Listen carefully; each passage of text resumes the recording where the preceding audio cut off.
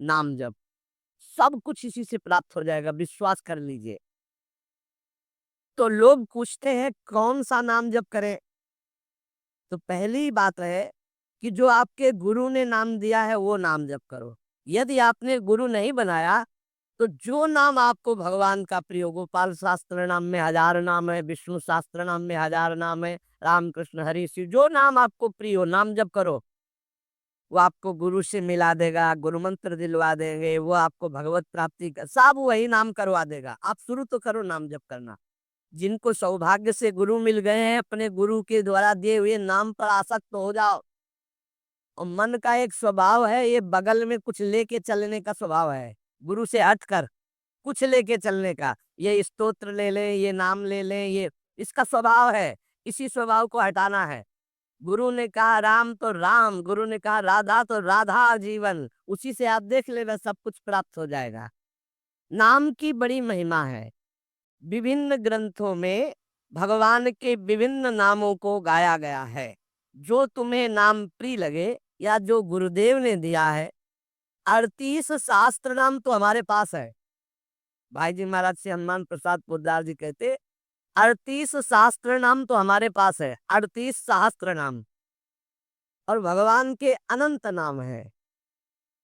सभी भगवान के नाम समान बलशाली हैं, पर विशेषता होती गुरु प्रदत्त नाम में। जैसे गोस्वामी जी को राम नाम सर्वोपरि, चैतन्य महाप्रभु कृष्ण नाम सर्वोपरि, हरिवंश महाप्रभु राधा नाम सर्वोपरि, कोई हर्ज नहीं।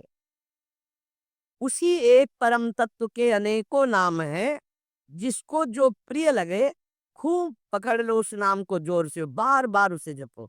राधा राधा राधा राधा राधा।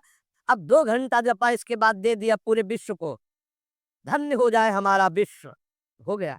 क्योंकि आपका भजन उतना जाकर समाज को सुख पहुंचाएगा। इसलिए गुरु मुख से ही नाम जपना चाहिए। अगर नहीं है तो आप देख लो, कोई न कोई संत के मुख से वो नाम तो निकला ही है। राम कृष्ण हरि, जो भाई जी महाराज कह रहे हैं 38 शास्त्र नाम तो हमारे पास रखे हुए हैं। तो जो भगवान का नाम निरंतर रटते हैं, उनमें दिव्य शक्ति जागृत हो जाती है। जैसे दो लकड़ियों के बार बार घर्षण से अग्नि उत्पन्न हो जाती है, शक्ति। देखो ना, दो पत्थरों को आप रगड़िए तो उनमें चिंगारी पैदा हो जाएगी। तो दिव्य चिदानंद में नाम जब हमारी जिह्वा पे रगड़ होती है, तो उसमें ऐसी महान शक्ति जागृत होती है। ज्ञान भक्ति वैराग्य विपत्ति दुख का नाश सब। देखो गोस्वामी जी सरल भाषा में कह रहे हैं, राम नाम मणिदीप धरि, जी दे हरि द्वार, तुलसी भीतर बाहरहु, जो चाहस उजियार। यदि हृदय में और जगत में भी लोक में मंगल चाहते हो तो अपनी जिभ्या रूपी देहरी पर, जो भीतर और बाहर दोनों को मंगल करेगी, नाम विराजमान कर लो। गोस्वामी जी को प्राण प्रिय है 2 अक्षर राम, ऐसे प्राण प्रिय है हमारा 2 अक्षर राधा। जिभ्या पे विराजमान कर लो, लोक परलोक सब मंगल को प्राप्त हो जाएगा। जो संसार में नाम जब कर रहे तो उनको ऐसा ज्ञान हो जाता है, जैसे गोस्वामी तुलसीदास जी कहते हैं, मैं तो ही अब जान्यो संसार, बानी न सकई मोहि हरि के बल, प्रगट कपट आगार। मैं तो ही अब जान्यो संसार, ए संसार मैं जान गया तुझे। संसार, अब तू कपट का आगार कभी मुझे बांध नहीं सकता, क्योंकि मेरे पास भगवान नाम जप के प्रभाव से वो ज्ञान हो गया। वो ज्ञान हो गया कि अब तो मुझे नहीं बांध सकता। सर्वत्र भगवत दर्शन, तीसरी बात आई। पहला आया अपने इष्ट के अनन्य, दूसरा कैसे हो तो बोले निरंतर नाम जप करो, और तीसरा सर्वत्र भगवत दर्शन। ये सर्वोत्तम बात है। चाहे वो चांडाल हो, पशु हो, पक्षी हो, जड़ हो, चैतन्य हो, जहां तुम्हारी दृष्टि पड़े तो उसमें देखने की कोशिश करो, इसमें भगवान श्री हरि विराजमान है। सकल जब हरि को रूप निहार, हरि को रूप निहार, हरि बिनु विश्व कतहु को नहीं, ये मिथ्या भ्रम संसार। सकल जग हरि को रूप निहार। जैसे दूर से पड़ी हुई रस्सी सांप दिखाई देती है, ना सांप पहले था ना बाद में रहेगा, बीच में भास रहा है, और बीच में है रस्सी, भास रहा है सांप। ऐसे ही ये संसार पहले नहीं था, बाद में भी नहीं रहेगा, बीच में भास रहा है, और है श्री कृष्ण, है प्रभु, और भास रहा है संसार। तो सकल जग हरि को रूप निहार। हरि बिनु विश्व कतहु को नहीं, ये मिथ्या भ्रम संसार, ये झूठा भ्रम हो गया है। स्त्री है, पुरुष है, जड़ है, चैतन, एकमात्र भगवान बना हुआ है। अलख निरंजन, जो हम देख नहीं सकते, अलख, लख नहीं सकते, वो अलख। और निरंजन जो त्रिगुणातीत मायातीत है, वो साक्षात सामने बैठा हुआ है। अलख निरंजन सब जग व्यापक, सब जग को आधार, सकल जग हरि को रूप निहार। अब गूढ़ बात, नहीं आधार नहीं को हरिमा। भगवान कह रहे यो माम पश्यति सर्वत्र सर्वम च मयि पश्यति, जो सब में मुझको देखता है और मुझ में सबको देखता है, वो मेरे नेत्रों से कभी ओझल नहीं होगा, मैं उसके नेत्रों से कभी ओझल नहीं होगा। और एक श्लोक आता है कि मैं किसी में प्रवेश नहीं हूँ, कोई मेरे में प्रवेश रहे। वही यहाँ कह रहे हैं, नहीं आधार नहीं को हरि महा। अब क्या मतलब है इसका? बोले इसका मतलब है जैसे कहा जाए बर्फ में पानी नहीं है और पानी में बर्फ नहीं है, बात कैसी रहेगी? क्योंकि बर्फ ही पानी है, पानी ही बर्फ है, भेद ही नहीं है। तो कहा जाए बर्फ में पानी प्रवेश नहीं कर सकता और पानी में बर्फ प्रवेश नहीं कर सकती, उसकी अलग सत्ता नहीं। बर्फ ही पानी बनी हुई है, पानी ही बर्फ है, कोई अंतर नहीं। तो कह रहे हैं कि नहीं आधार।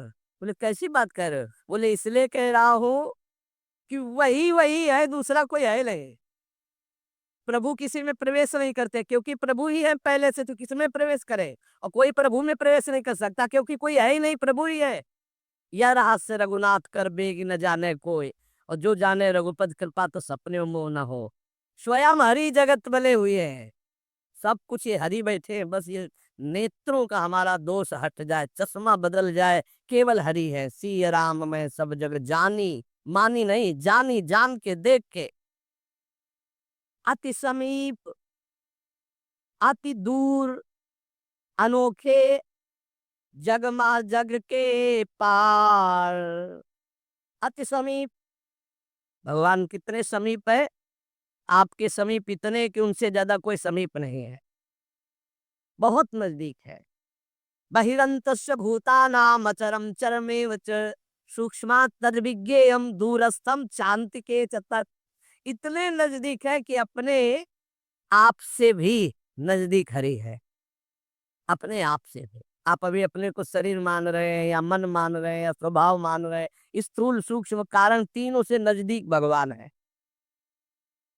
अति समीप, और इतने दूर हैं कि जन्म जन्म लग जाएंगे खोजते हुए, मिलना बहुत कठिन है। क्यों? क्योंकि बाहर खोजने से नहीं मिलेंगे, अंदर डूबने से मिलते हैं। अंदर जो लौट कर डूब गया वो पा गया हीरा, और जो बाहर चाबी घर में खो गए हैं और बाहर जंगल में पूरा जीवन ढूंढो, मिलेंगे क्या? घर में लौटो तो सर्वात्मना न विसृजेत बहिरिंद्रियाणि अंतश्च, अंतर में आओ, बहिर्मुख बात छोड़ो, अंतर्मुख हो करके एक चरण दास चित्त मनंतई से अकेले अंदर घुसो। कुछ लेके नहीं जाओगे, प्रेम गलियत साकरी, जितने संबंध सब ये बोझा है, नहीं ले जाओगे अंदर। अंतर्मुख अकेले होकर असंगो हम, और फिर ढूंढो तो मिल जाएगा, वही मिल जाएगा। और जब वो मिलेगा तो ढूंढने वाला नहीं रहेगा, केवल वही वो है। ये रात से जालत तुम्हें तुम्हें हो जाएगी। अति समीप अति दूर, अनोखे जगमहा जगते पार, जगमहा जगते पार। अति समीप अति दूर, जो अनुभव करना चाहो, हमारे प्रभु की यही मानता है। इस खंबे में है तो यही मिलेंगे आपको, और हृदय में है तो यही हृदय में मिलेंगे, और बद्री नारायण में मिलेंगे तो बद्री नारायण में ही मिलेंगे। जहां जैसी भावना करोगे वैसे ही भगवान मिलेंगे। और सर्वत्र है तो सर्वत्र फिर यहाँ भी है। पय घृत कैसे भगवान समाये हुए हैं? जैसे दूध में घी, पय घृत। अब दूध में पूड़ी बनाओ, नहीं बन पाएंगे। अब प्रक्रिया है, दूध को दही जमाओ, दही का मंथन करो, मक्खन निकालो, मक्खन को सिराओ, घी आ गया। ऐसे ही गुरु प्रदत्त साधना के बिना ये दृष्टि नहीं प्राप्त हो सकती, सर्वत्र श्री भगवान है।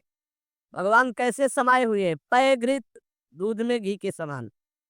पावक काष्ठ, जैसे अग्नि और लकड़ी, लकड़ी में कहीं अग्नि है लेकिन घर्षण करो, अग्नि मंथन उसी को तो कहते हैं, लकड़ी के घर्षण से अग्नि पैदा हो जाती। बोले बीज महा तरु, जैसे बीज में वृक्ष समाया हुआ है। फल पल्लव डार, जैसे एक छोटे से बीज में पूरा वृक्ष है, उसकी दाल भी है, उसका पत्ता भी है, उसका फल भी है, लेकिन उसको जब आप भूमि पर प्रक्रिया से गाड़े, बीज अंकुरित हो, तब आपको ये अनुभव में आएगा। तिनि हरि व्यापक अखिल विश्व महा आनंद पूर्ण अपार। आनंद समुद्र भगवान ही सब रूपों में व्याप्त है। यही विधि एक बार निरखत जो भव बारिधि होए पार। एक बार ये दृष्टि आ जाए कि सर्वत्र भगवान है, वो भव समुद्र से पार हो गया। पर इस दृष्टि में बड़ा धैर्य की जरूरत है, क्योंकि जहां आपकी दृष्टि हुई तहां माया अपना रंग शुरू कर देगी। सुख दुख लाभ हानि, चिरजीवन मृत्यु, मान अपमान, जो सभी तुम्हारे खेल, सभी में भरे तुम ही मेरे भगवान, वो देख सकता है।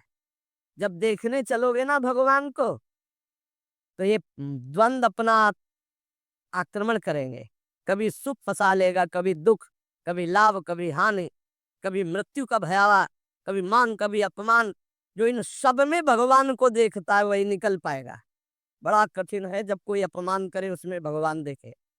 बड़ा कठिन है जब कोई मारने आवे, कोई कहे आओ भगवान मार दे आके। ऐसा बड़ा कठिन है। कोई हमें गाली दे, हानि करे, तिरस्कार करे, हम उसमें भगवान देखें, लेकिन है भगवान।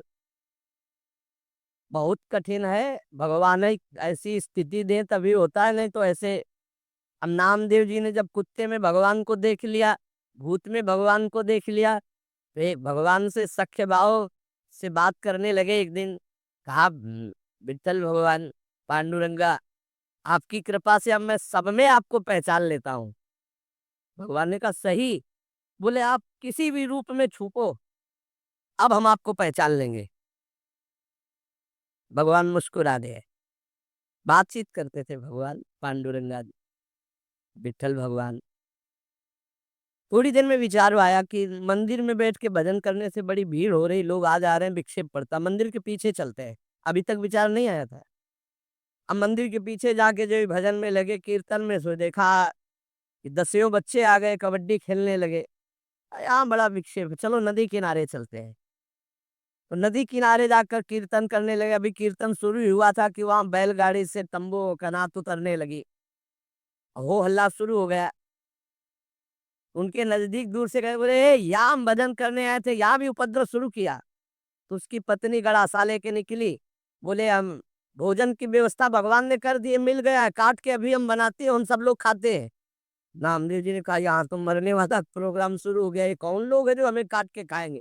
गड़ासा लेके दौड़ी नामदेव जी की तरफ। पति ने कहा तुम चिंता मत करो, दूसरा गड़ासा लेके वो दौड़े। अब वो नामदेव जी ने, भजन तो फिर भी हो जाएगा जो जिंदा रहेंगे, और भागे मंदिर की तरफ। और सांस, और जैसे जैसे भागते पीछे पकड़ पकड़, अब पकड़ा पर जब नगर में प्रवेश किया तो वहां देखा कि कोई ने, फिर मंदिर में गया, कहा हाँ। विठ्ठल भगवान ने कहा क्या हो गया? बोले प्रभु बस 5 मिनट अगर हम चूक जाते। भगवान ने कहा क्या हो गया?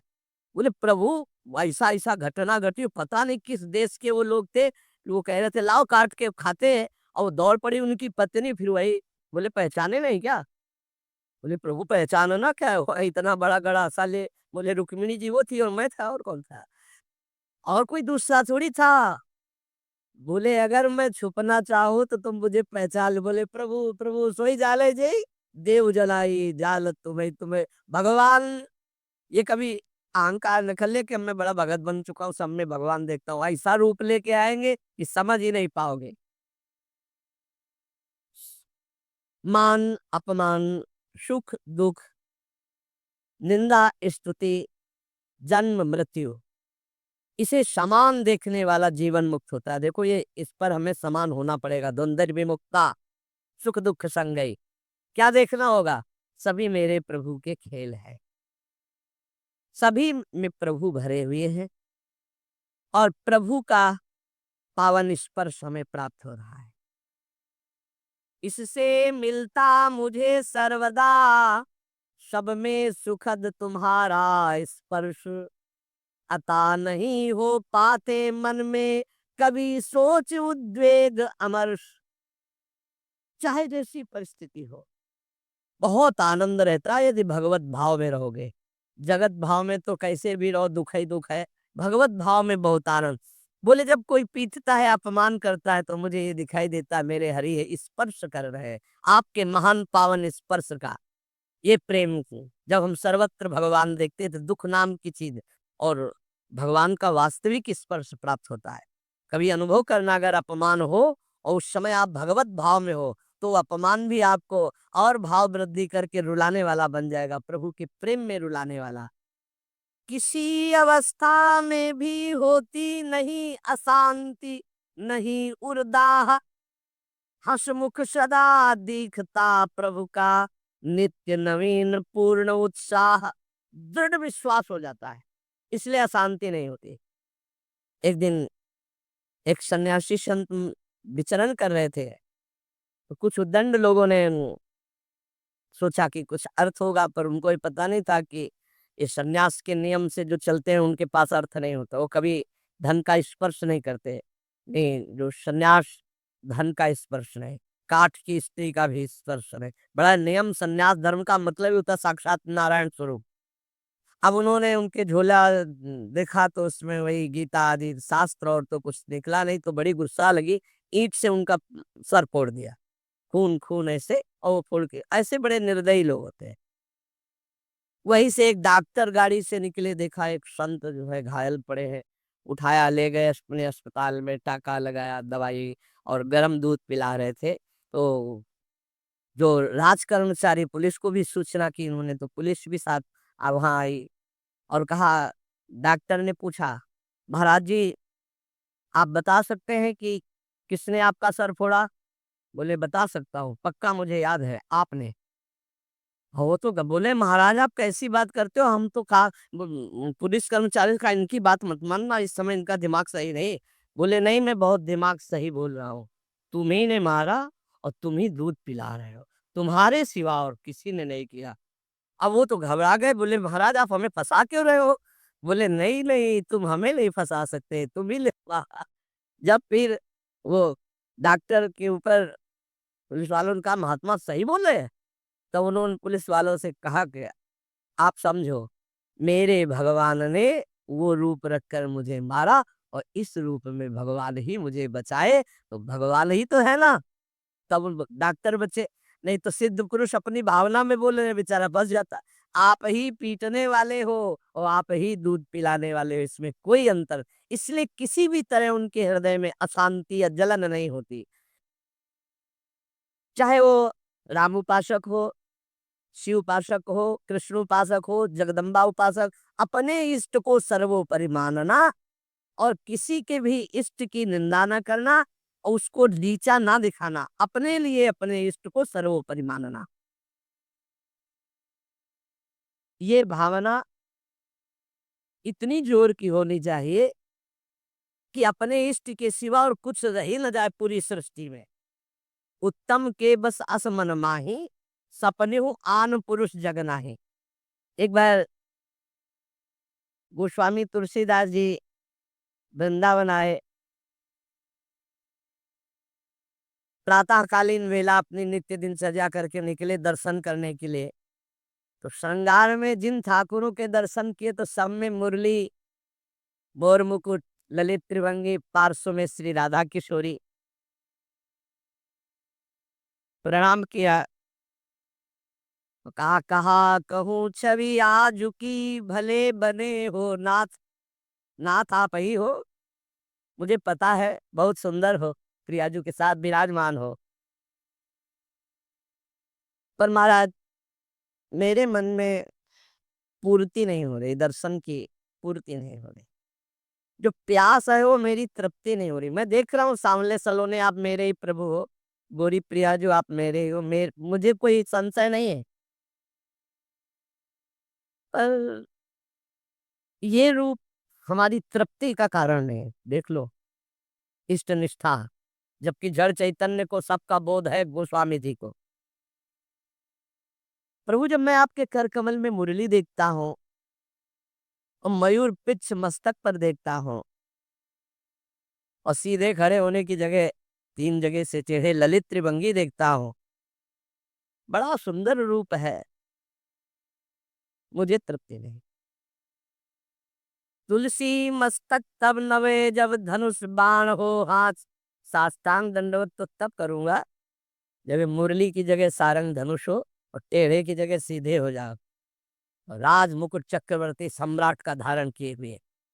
प्रभु मैं जानता हूं भले बने हो नाथ, मेरे ही नाथ हो, कोई अंतर नहीं, पर मैं साष्टांग दंडवत तभी करूंगा। जिस मंदिर में जाते हो वहीं प्रिया प्रीत हो, तो वृंदावन है, यहाँ तो डाक पात सब जगह राधा राधा राधा राधा, कृष्ण कृष्ण, ये तो प्रिया प्रीतम का महल है। तुलसीदास जी महाराज बड़ी एकाग्रता से विनय अंदर से किए। फिर जब देखा एक क्षण में वही भगवान, मुरली अंतर ध्यान हो गई, हाथ सीधे हो गए उसी छवि में, और सारंग धनुष, राज मुकुट और प्रियाजू सियाजू। मुरली मुकुट दुराय के नाथ भय रघुनाथ, तत्काल सियारा बजे साष्टांग निर्डर के जय जय प्रभु जय। इतने बड़े महापुरुष ने ये सिद्धांत स्थापित किया, यद्यपि प्रभु आप ही हो, कहा कहो छवि आदि की भले बने हो नाथ, पर तुलसी मस्तक तब नवे जब धनुष बाण हो हाथ। ऐसे अपने इष्ट देव की निष्ठा होनी चाहिए। आप ही हो प्रभु, लेकिन नाथ हमारे हृदय को तृप्ति जब होगी जब हमारे रघुनाथ जी के रूप में आप दर्शन दो। ऐसे ही अपने एक प्रसंग आता है रसिक अनन्यमाल में, हरिदास जी उनका नाम, शायद हरिदास तुलाधार नाम था, जो जगन्नाथ जी के संतों के दर्शन के लिए यात्रा कर रहे थे, तो रास्ते में देखा एक गाय पर आक्रमण किया सिंह ने। रसिकनंद माल में चरित्र है। उन्होंने तत्काल संकल्प किया मन वचन कर्म से यदि मैं भगवान का भक्त हूं तो मैं अपने सामने एक गौ हिंसा नहीं देख सकता।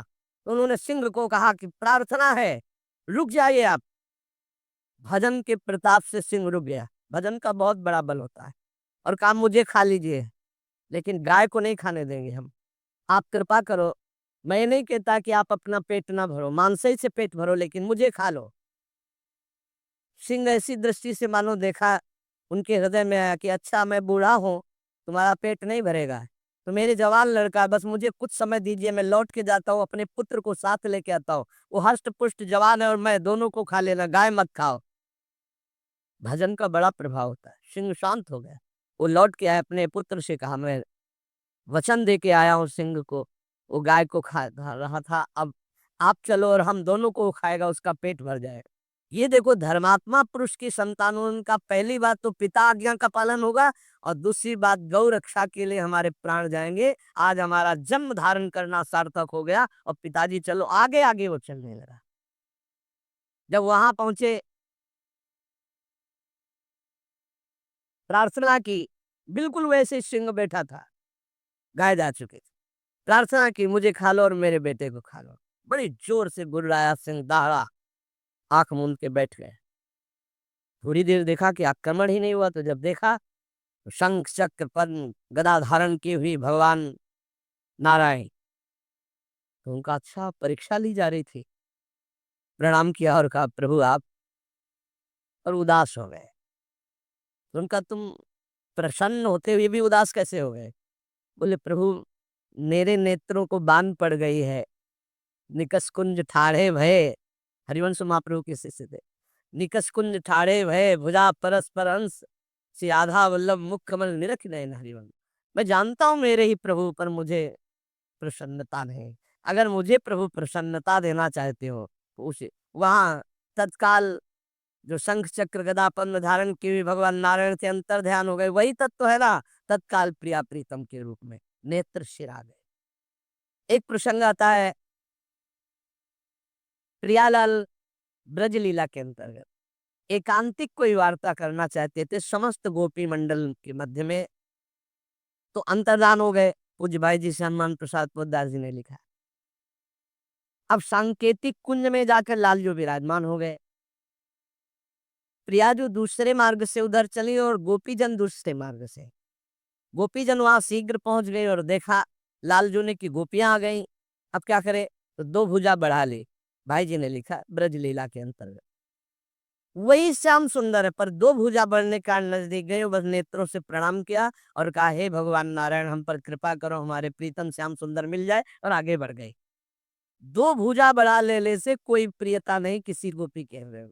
पर जब लाडली जो उस कुंज में प्रवेश की तो महाराज कोशिश करते रहे कि दो भुजा रख ले, लेकिन अंतरदा महामाधुर्य रस प्रवाहिनी श्री स्वामिनी जी की दृष्टि, बस मुरली मनोहर द्विभुज। तो यहाँ अनन्यता, उपासक में जितनी अनन्यता आ जाएगी उतने इष्ट देव की समीपता का उसे अनुभव होने लगेगा। अब इस अनन्यता को हम कैसे प्राप्त करें, तो कह रहे नाम जप के द्वारा। भगवान नाम जप में इतनी सामर्थ्य है कि अन्य अन्य आश्रय, अन्य अन्य जगह जो गया हुआ मन है वो लौटकर अपने इष्ट में अनन्य हो जाएगा। दुख मरण दारुण में भी तुम मधुर दिखाते मोहन रूप, होता सब विस्मरण एक बच रहता चिन्मय मोद अनूप। जिसकी दृष्टि में भगवान रहते हैं उसको कभी दुख नहीं होता, वो हर स्थिति में अपने भगवान को देखता रहता है। छाए रहते सतत नित्य प्रतिदिक में परम शांति आनंद, हो चाहे कैसा भी कहीं मनोहर घोर कांड स्वक्षण। चाहे घोर स्थिति हो या मनोहर स्थिति हो, हे मेरे प्रीतम आप ही उसमें विराजमान होकर के मेरे लिए आनंद मोद बढ़ाने वाला कार्य करते हो। भला कहीं पिटने वाला, विपत्ति, अपमान, निंदा, इससे कहीं मोद हो सकता है, लेकिन भक्तों को मोद होता है क्योंकि वो भगवान का विधान मानते हैं। इसलिए सभी दृश्य है, सभी तुम्ही लीलामय के अभिनय सुंदर, सब में तुम्ही नृत्य करते नित नट नागर ऋषि मुनि मन हर।